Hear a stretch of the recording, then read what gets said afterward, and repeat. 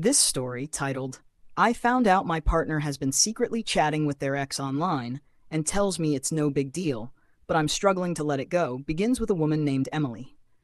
Emily is 48 years old. She's been with her partner Mark for over a decade, and their life together has been, for the most part, stable. They own a modest home in a quiet neighborhood. Their evenings are often spent cooking dinner together, talking about their days, and enjoying the kind of comfortable silence that only long-term couples understand. But lately, something has shifted. Emily feels it in the smallest of ways: the way Mark's phone never leaves his side, how he turns the screen away when she walks into the room, the way he chuckles softly at his screen, a kind of laughter she hasn't heard from him in a long time. At first, she tells herself she's imagining things, that she's being paranoid. After all, Mark has never given her a reason to doubt him. But doubt, once planted, has a way of growing, creeping into the corners of her mind, whispering unsettling possibilities. One night, Mark leaves his phone on the coffee table while he steps into the kitchen. The screen lights up and Emily's eyes flick to the name on the notification. Her breath catches. Sarah. She knows that name. How could she not? Sarah is Mark's ex, the one before her, the one he once loved enough to consider spending forever with, the one who left him heartbroken all those years ago. Emily's pulse quickens. She doesn't move at first, her fingers gripping the edge of the couch as her mind races. Why is she messaging him? And why is Mark keeping it a secret? When Mark returns, Emily tries to act normal, but something in her must show, something in her eyes, in the stiffness of her body, because he looks at her and tilts his head. "You okay?" he asks, his voice casual. She hesitates. She could pretend. She could let it go. But the doubt is already there, and it won't be ignored. "I saw your phone," she says, forcing her voice to stay even. "Sarah messaged you." For a fraction of a second, she sees it, something in his face, a flicker of something off. But then it's gone, replaced with an easy shrug. "Oh, yeah, she reached out a while ago. We catch up sometimes. No big deal." No big deal. The words feel like a slap. Emily searches his face for something. Remorse, guilt, reassurance. But Mark looks at her as if she is the one making a fuss over nothing. "You never mentioned it," she says quietly. "Because it's not important," he replies, already turning back to his phone. "We just talk sometimes. That's all." Emily wants to believe him, wants to believe that this is nothing, that she's overreacting. But something in her gut tightens, telling her that this isn't as simple as he wants her to think it is. That night, Emily lies awake, staring at the ceiling, her mind replaying the moment over and over. She tells herself that she trusts Mark, that he's never given her a reason not to. But doubt lingers, an unwelcome guest in her heart. And then, a few days later, she sees it again. Mark is in the backyard, grilling, his phone in his hand.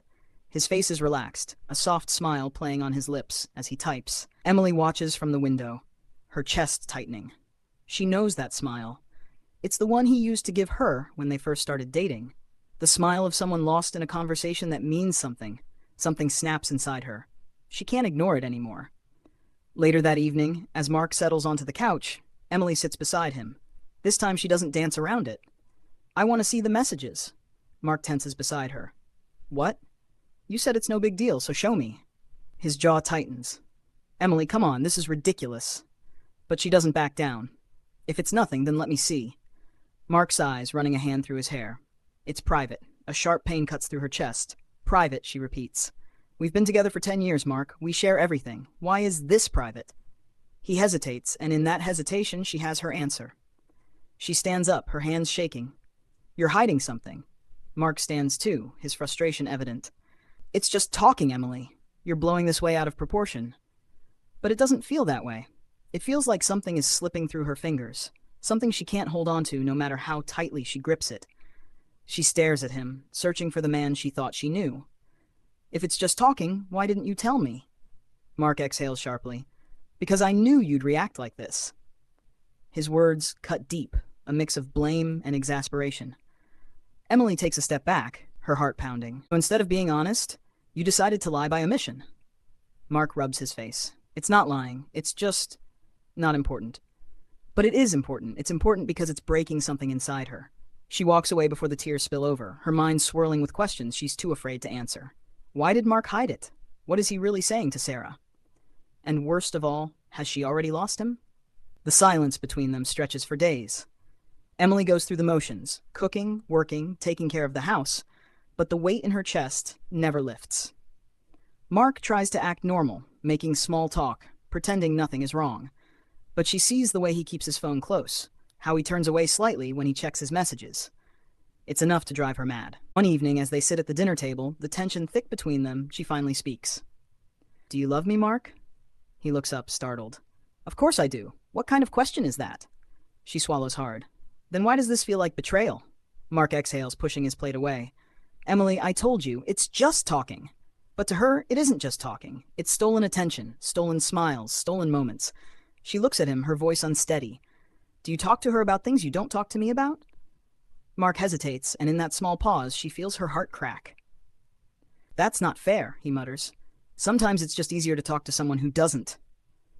"Who doesn't what?" she cuts in.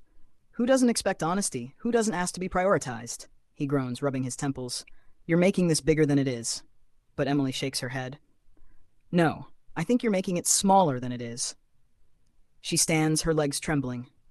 "I can't live like this, Mark. I can't be in a relationship where I feel like I have to compete for your attention." His expression shifts, fear flickering across his face. "Emily, don't do this. Don't throw everything away over messages." But that's the thing. It's not about the messages. It's about trust.